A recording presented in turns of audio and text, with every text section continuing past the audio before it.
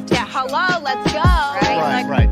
Usually I'm the one who's I can blame him for everything, and it works. Yeah. And they tried to blame Netflix. They said, oh, the lineup was great. And you go, oh, well, we were in the next No, 10 actually, seconds. It wasn't a lineup. So among the obsessions we have with the two of you, Jessica obsessed with his hair. Dave's hair color is amazing. It's good, it works. Very I nice. have saying it's more salt than pepper, so. Well, it wasn't great till I married a Cuban. Ah, Suddenly just I knew it was really- going to come right back to me. Really? Look at the shtick of these two. Wow. You know? So, okay, the ABC Drama Brothers and Sisters, I remember that. And you guys met on set? No, we didn't. We actually were about a week out from getting married, and they wanted to bring a new love interest on for Dave, and they thought of me. And I was like, I'm going to work with him. Yeah. She literally was like, no chance. And then I was like, babe, but maybe we'll have kids one day if we can show them. Right. So I finally agreed, and you know, and it was great. It was so much fun. But we met through a mutual.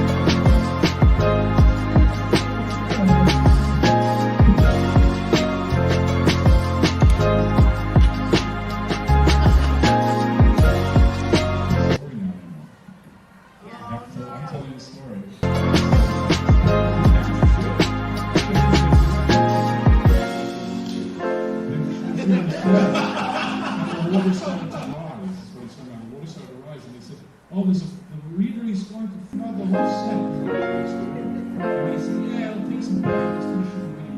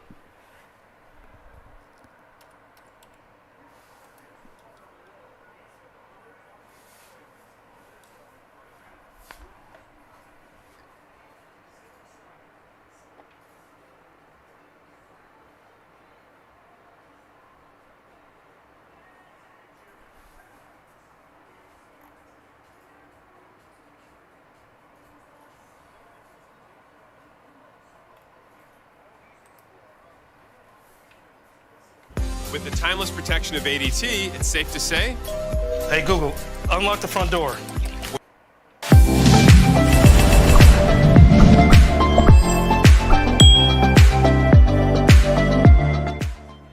Let's look at how the actors dealt with the leathery costumes, the contact lenses, and all that sweat on the set of The Flash. Here are the actors' painful prosthetics and makeup in The Flash. Let's dive right into it, shall we? Number 8. Blood work. For the last time, I am trying to save everyone. Dr. Ramsey Rosso might have looked cool on the show, but the makeup was nothing close to it. You see, when Dr. Rosso tried to cure HLH using dark matter, and by trying to inject it into his own body, he became a bloodthirsty metahuman who was bent on killing the Flash. The makeup was original, and even the CGI was nothing short of extraordinary. But actor Sendhill had quite a few problems with his character. The first one had to do with those black contact lenses, which were super itchy, and the actor had problems seeing on the set. On top of that, every time we saw those epic black veins pop all over his face, we need to remember that the actor had to spend hours in the makeup chair in order to make them look realistic. Number 7. Zoom's costume was unbearable. I will scour this city until I hunt you down. Before we talk about this leathery mess, don't forget to smash that like button. It keeps the almighty YouTube algorithm happy, and you keep getting these videos for free. As far as leather suits go, this one was no exception. As you'll see in the following pics, walking around and doing crazy stunts in a leather suit isn't the most comfortable experience. The costumes tend to get sweaty, and they start to smell, but that wasn't the only problem with the Zoom suit. Because the show's Zoom looked nothing like the Hunter Zolomon from the comics, the actor had a lot of difficulties breathing through a full leather mask. And on occasion, he did this to his co-stars. To be honest, he looks like a lizard doing it. Number 6. The Thinker didn't enjoy the chair. His makeup looked really cool on the show. Clifford DeVoe was one of the show's coolest villains, but the actor didn't really like to sit in that pesky chair that his character, the Thinker, enjoyed so much. Even though he used it as a weapon for controlling the world, when you have your head locked inside a special compartment for most of the series, you kind of get tired of it. And this is exactly what happened with actor Neil Sandilands. He didn't mind the makeup as much as he had trouble with the rigid chair he had to sit in for most of the take. But hey, at least he looked cool. And if you want to know what Stephen Amell said about the flesh suit, then just keep on watching till the end. Number 5. Gorilla Grodd is bulky, even behind the scenes. We didn't know this until we watched the blooper reel, but it turns out Gorilla Grodd was not done like in Gorilla City. There, the director went in for full CGI, and every character from the show was made on a computer screen. At one point, the actor had difficulties interacting with Grodd because on the set, all they could see was a light pole they had to look into and say their lines. But this wasn't the case back in Season 1. When they introduced the intelligent gorilla in the first season, he had to be wearing this bulky gray suit, which we assume posed nothing but problems for the actor. Imagine walking around the set wearing a costume that makes you look like you're 600 pounds overweight. Number 4. Danielle Panabaker's transformation into Killer Frost. I told you so. I know something is off. We can't find anything. We all know Killer Frost looks cool. Even actress Danielle Panabaker said so herself. But did you know that the makeup was rather uncomfortable to wear on set?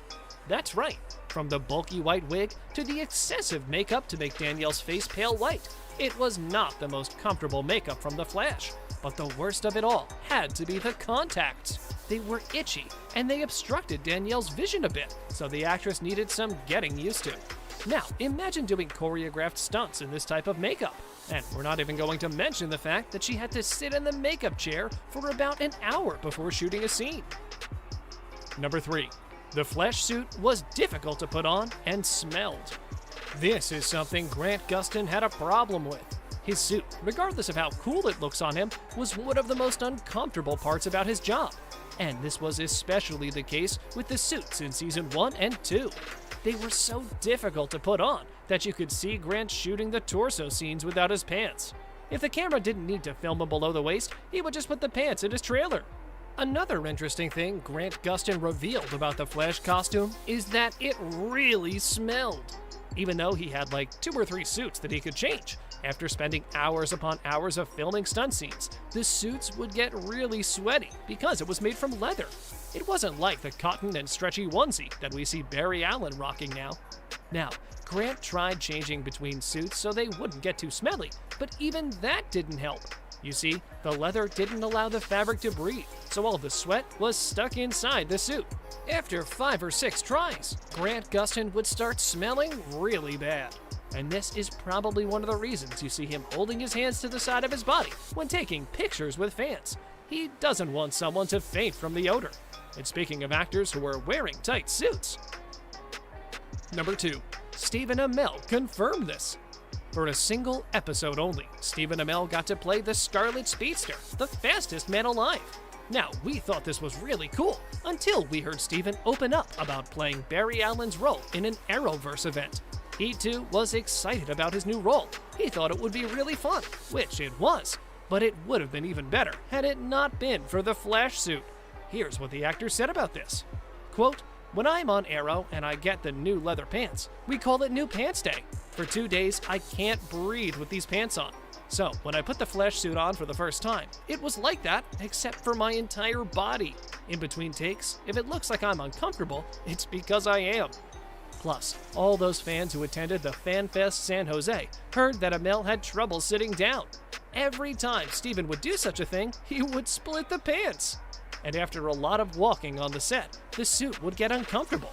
However, by the time the suit became comfy, shooting stopped, and he was back to the black leather pants he wore on Arrow. Talk about bad luck. Number 1. The Flash wearing a glue-on mask. And finally, we have to tell you about one last problematic part of the Flash mask that he had to get used to. You see, during the first season of the show, it wasn't just the red, leathery suit that made filming uncomfortable. It was actually the glue-on mask. You heard that right.